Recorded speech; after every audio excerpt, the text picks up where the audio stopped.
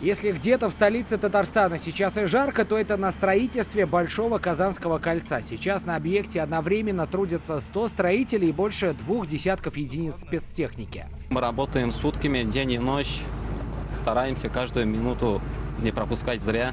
Справа и слева это у нас будет по 2 полосы автомобильного движения. Вот где мы сейчас идем, будет трамвайная линия. О том, что здесь будет и как, нам рассказывает директор компании-подрядчика. Это они возводили проблемные мосты в Крыму, да и по всей России. В Татарстане этот проект для них один из самых масштабных. Дорога соединит улицы Мидхата Булатова и Борисковскую. На сегодняшний день выполняются работы по монтированию, монтажу, бетонированию пролетных строений. Объект не только масштабный, но и дорогостоящий. На все выделено больше 2 миллиардов рублей, половина из федерального бюджета.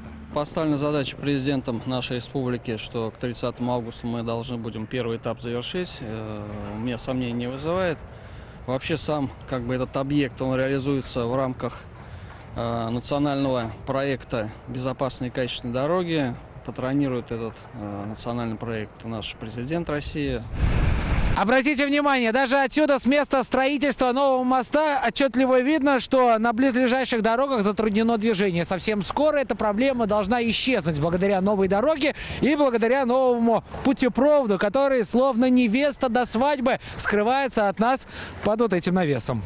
Как ранее стало известно, объект не только будет сдан ко дню столетия, но и получит очень символичное название – «Магистраль столетия ТАСС-СССР». Сергей Хайдаров, Ильшат Мухаметов, ТНВ «Казань».